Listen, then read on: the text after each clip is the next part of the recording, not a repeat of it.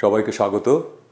জাতিসংঘের মহাসচিব Antonio Guterres ঢাকায় আসছেন ১৩ তারিখ অর্থাৎ আগামীকালকেই।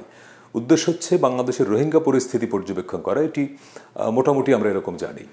এখন কথা হচ্ছে যে এই গুতেরেসের বাংলাদেশ সফর এটি রোহিঙ্গা সংকট সমাধানে আসলে কি ভূমিকা রাখবে, বা জাতিসংঘ, নিরাপত্তা পরিষদ কিংবা একজন গুতেরেস অথবা বাংলাদেশের অন্তর্বর্তী সরকারের প্রধান, ওনাদের উপরেই কি আসলে রোহিঙ্গা সমস্যার সমাধান নির্ভর করছে?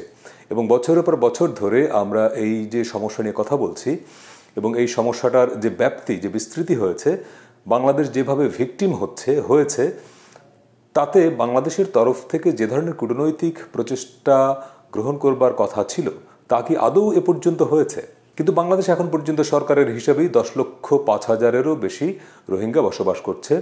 টেকনাফ, উখিয়ার প্রায় ৩০টি ক্যাম্প এবং ভাষাঞ্চরে, যদিও বেসরকারি হিসেবে বা আমরা আনঅফিসিয়ালি জানি যে এই সংখ্যাটা আরও বেশি, হয়তো প্রায় ১২ লক্ষ রোহিঙ্গা বাংলাদেশে এই মুহূর্তে বসবাস করছে।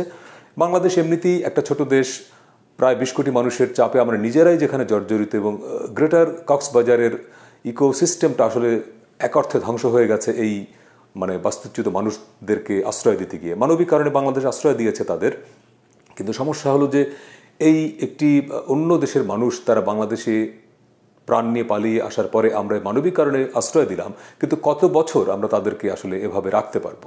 এই যে আমরা রোহিঙ্গা সমস্যা সমাধানের জন্য বছরের পর বছর ধরে কথা বলছি, এবং আপনি দেখবেন যে এই অন্তর্বর্তী সরকার দায়িত্ব নেওয়ার পরে একজনকে রোহিঙ্গা বিষয়ক উচ্চ প্রতিনিধি বা বিশেষ দূত নিয়োগ করেছেন, জনাব খলিলুর রহমানকে। আমি ঠিক জানি না উনি দায়িত্ব নেওয়ার পরে এই পরিস্থিতি উত্তরণে তিনি কী পদক্ষেপ নিয়েছেন। রোহিঙ্গা সমস্যাটা উৎপত্তি কোথায়? মায়ানমারের রাখাইন স্টেটে।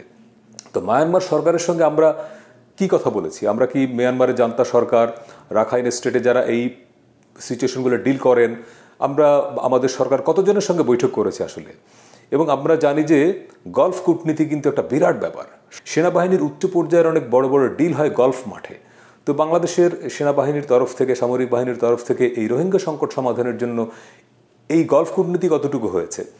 আমি এই কারণে প্রসঙ্গটা তুললাম, বাংলাদেশের একজন খুবই পরিচিত মানুষ, যিনি রোহিঙ্গা নিয়ে অনেক বছর ধরে কাজ করেন, তিনি একটা অনুষ্ঠানে এরকম বলেছিলেন একবার যে তিনি একজন বাংলাদেশের কূটনীতিকে জিজ্ঞেস করেছিলেন যে রোহিঙ্গা সমস্যার সমাধানে আপনারা কার কার সঙ্গে কথা বলেছেন? তো উনি কয়েকটা ব্যক্তির নাম বললেন মায়ানমারের, বলে ওনাদের সঙ্গে আপনার কথা হয়েছে? তো তিনি বলেছেন যে না। তো তিনি হেসে দিলেন যে আপনারা রোহিঙ্গা সমস্যা সমাধান করবেন, অথচ এই লোকগুলোর সঙ্গে আপনি এখন পর্যন্ত দেখাই হয় নাই, আপনার কথাই হয় নাই, তার সঙ্গে আপনি ডিনার করেন নাই, লাঞ্চ করেন নাই, তাই না? আপনারা রোহিঙ্গা সমস্যা সমাধান করবেন। আমরা আমেরিকাকে সঙ্গে নিয়ে, মালয়েশিয়া, ইন্দোনেশিয়াকে সঙ্গে নিয়ে রোহিঙ্গা সমস্যার সমাধান করতে চাচ্ছি। এটা খুব অ্যাবসার্ড আইডিয়া। রোহিঙ্গা সমস্যাটা সমাধান করতে হবে সরাসরি বাইলেটারাল মায়ানমারের সঙ্গে আলোচনা করে। মায়ানমারের অসুবিধাটা কি? সেটা একটা সামরিক রাষ্ট্র, চীন, রাশিয়ার সঙ্গে তার সম্পর্ক ভালো, সে বেসিক্যালি সে কাউকে পাত্তা দেয় না কোনো দেশকে, কিন্তু তারপরেও চেষ্টাটা করতে হবে। মায়ানমারের সঙ্গে যেই ধরনের কূটনীতি বা যেই ধরনের নেগোসিয়েশন, যেই ধরনের আলাপ আলোচনা আমাদের করার কথা ছিল গত 10, 15, 20 বছরে, অর্থাৎ যত বছর ধরে আমরা 17 সাল থেকে যদি আপনি ধরেন, এই 8 বছরে মায়ানমারের সঙ্গে দ্বিপক্ষীয় কতগুলো খুব সফল বা কার্যকর বৈঠক হয়েছে রোহিঙ্গা সমস্যা সমাধানে, বলেন?